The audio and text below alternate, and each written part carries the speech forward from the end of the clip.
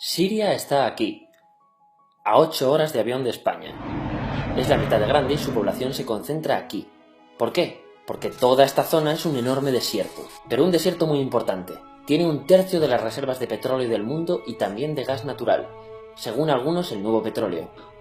Para sacarlo de aquí y llevarlo a Europa, hay que rodear toda esta península y salir por el canal de Suez. Como te puedes imaginar, aquí te cobran. Pero hay otra manera más fácil, la línea recta. El que controle estas tuberías las puede abrir y cerrar, como un grifo. Si no pagas, no hay petróleo, ni gas. Esta región es la polla. La civilización en el planeta empieza en 3 sitios y este es uno de ellos. Mesopotamia, aquí. Sumer, que te sonará menos, pero es el puto inicio de todo. Aquí también. ¿Recuerdas la Torre de Babel de la Biblia? La hicieron estos tíos. Egipto, aquí. Siempre ha sido un punto de contacto entre Oriente y Occidente, dando a Asia salida al Mediterráneo. Quizá por eso aquí nacen las principales religiones monoteístas, el judaísmo, el cristianismo y el islam. El islam es el último que llega y de hecho acoge a las dos anteriores. Adán, Noé, Moisés, Jesucristo son considerados profetas islámicos. Bueno, al grano. Como la zona es la hostia, todos han querido controlarla y siempre ha estado dentro de algún imperio. Persas, griegos, los romanos. El imperio romano termina partiéndose en dos, y finalmente solo sobrevive esto. Ahora es cuando la última religión monoteísta, el Islam, construye su propio imperio. ¿Te acuerdas de las cruzadas? Bueno, pues son los europeos cristianos intentando recuperar esta zona de la que estamos hablando. Los últimos en llegar son los turcos, que ojo, no vienen de Turquía, sino de a tomar por culo en Asia, junto con Gengis Khan. Lo conquistan todo y fundan el Imperio Otomano. El Imperio Otomano se queda ahí hasta la Primera Guerra Mundial, 600 años. Cuando acaba la Primera Guerra Mundial, aparecen pequeños países donde antes estaba el Imperio Otomano, y por primera vez vemos a Siria en un mapa. Hasta ahora la habíamos dibujado para no perdernos. ¿Y quién se inventa esos países? Lo que te voy a contar es alto secreto. Bueno, lo era en 1916. Este súper secreto se llama Acuerdo de Sykes-Picot. Los franceses y los ingleses no podían derrotar solos al Imperio Otomano. Solo podían si les apoyaba la gente que vivía dentro, en su mayoría árabes. ¿Cómo se los ganaron? Pues les prometieron la Gran Arabia, un país solo para ellos. El único problema es que era un timo. Antes de seguir, recuerda una cosa. Los árabes son un pueblo, pero no una religión. O sea, un árabe puede ser musulmán, puede ser cristiano, y antes del Islam parece que hubo tribus árabes con tradiciones judías. Bueno, pues a los árabes no les dieron ese único país que les habían prometido. En su lugar, franceses y británicos crearon muchos países pequeños. Estos países, obviamente, no eran países de verdad, sino zonas bajo su control con gobernantes puestos por ellos. Durante este tiempo hacen lo que quieren con la zona. Recuerda que hay petróleo. Siria, aunque no tiene grandes reservas, tiene fácil salida al mar, y Francia, que es la que se ha quedado con Siria, se lo da a compañías extranjeras. Después de la Segunda Guerra Mundial, los europeos se van. En el caso de Siria, son echados a patadas. Pero antes de irse, crean otro estado, Israel. No es el momento de hablar de ello, pero es un estado muy polémico que sus vecinos no reconocen. La prueba es que nada más irse los británicos, todos estos estados lo atacan. La zona, a partir de ahora, va a ser una puta bomba de relojería. ¿Y mientras qué pasa en Siria? Bueno, pues no es muy estable. Tiene golpes de estado constantes. En esa época aparece en Siria una ideología que se hace con el control y se expande por el mundo árabe, el Ba'ath. Esta ideología mezcla el antiguo sueño de una sola nación árabe con ideas socialistas. Y algo muy importante, es laica, o sea que no es religiosa.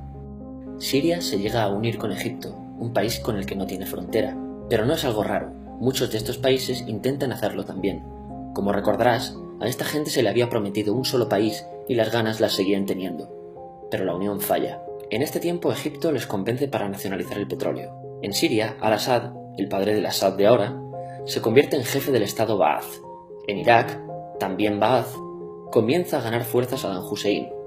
Las diferencias entre ambos países dividen a los partidos Ba'ath de otros países en pro-Siria o pro-Irak. Ahora ocurre la Guerra Fría. El mundo se divide en dos, o eres de Estados Unidos o de la Unión Soviética. Son años muy movidos en los que se pegan constantemente con Israel, invaden su vecino Líbano y comienza una oposición islamista al régimen Ba'ath de Assad, los hermanos musulmanes.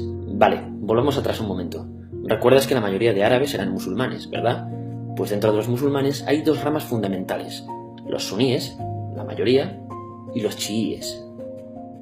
En el caso de Siria, a pesar de ser un estado laico, los gobernantes como Assad y jefes militares eran chiíes, los cuales representan menos del 13%. En cambio, casi el 70% de la población es suní. Un dato curioso es que los cristianos son casi el 10%. Que los chiíes controlen el gobierno y el ejército mosquea a la población suní, y este sentimiento es aprovechado por los hermanos musulmanes, islamistas radicales suníes. Estos toman las armas en la ciudad de Hama en contra del gobierno, y Assad acaba con la revuelta a costa de matar miles de civiles y encarcelar a mucha gente. En el año 2000, Assad padre muere y le sucede Assad hijo. Ante las presiones libera muchos presos, trae internet y esperanzas de cambio. Hay un periodo de gran debate político y aparece la oposición. También vuelven los hermanos musulmanes. Los siguientes años son difíciles. Arrestan a la oposición.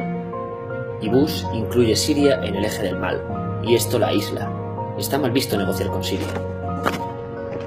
Los kurdos, un pueblo que vive distribuido por varios países de la zona, empiezan a protestar también.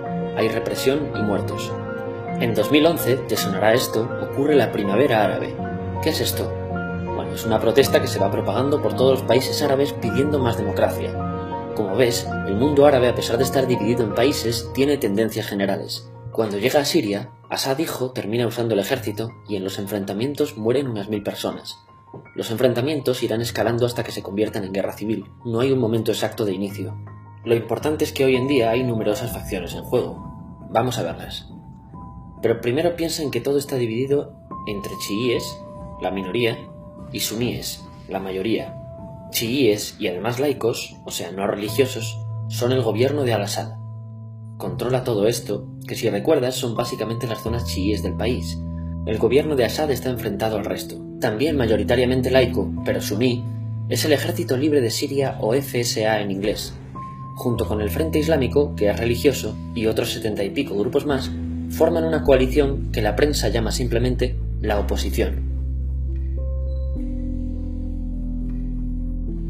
También suníes e islamistas, pero radicales, son Al-Nusra, llamados Al-Qaeda en Siria, porque son básicamente eso, Al-Qaeda en Siria. Otros islamistas radicales son el ISIS o Estado Islámico. Salen de Al-Qaeda en Irak, controlan la mayor parte de Siria e Irak y se han hecho famosos por sus atrocidades. Su objetivo teórico impacta a muchos. Es un Estado Islámico a lo largo de Asia, África y Levante, aunque a ti ya te suena, ¿verdad? En naranja tenemos al pueblo kurdo, que recordarás porque el presidente Al-Assad lo reprimió, al igual que gobiernos de países próximos también hacen. Ahora controlan militarmente esta zona. Antes de terminar, repasemos los apoyos internacionales a fecha de octubre de 2015. Las fuerzas de Al-Assad son apoyadas por Rusia, que ya tenía base militar en el país antes del conflicto, por Irán y por China. Todos son países de lo que Europa llama Oriente. En contra de Assad, apoyando a la llamada oposición, luchan Estados Unidos, Turquía, Francia, Gran Bretaña y Arabia Saudí. Podemos terminar con algunas conclusiones. Te advierto que esto ya es pura opinión. Si recapitulamos, vemos que la región es estratégica. Por su situación privilegiada, todos la quieren. Siria siempre ha estado bajo el paraguas de grandes imperios. Piensa que hace 100 años la actual Francia era Francia, Gran Bretaña era Gran Bretaña, pero es que hace 200 también, y hace 300 también, y hace 400 también. En cambio, Siria solo es Siria desde hace menos de 100 años, y solo se gobierna a sí misma desde hace poco más de 50. Además, jamás decidieron sus fronteras, se las impusieron. Europa divide Oriente Medio a su antojo para controlarlo, diseñando países sin tener en cuenta su población. Muchos historiadores dicen que todo pueblo tiene la necesidad de manejar su propio destino, pero estos ingredientes que hemos visto juegan en contra de proyectos como la Siria Ba'ath, que encima usa la represión para mantenerse. En última instancia, producen una guerra civil. En este contexto no es extraño que aparezcan actores que se alimenten de la desesperación, el sentimiento suní de opresión y la visión de Occidente como invasor. ISIS usa la identidad árabe y la mitología de antiguos imperios. Cuando quieras entender el presente, pregúntate: ¿y el pasado?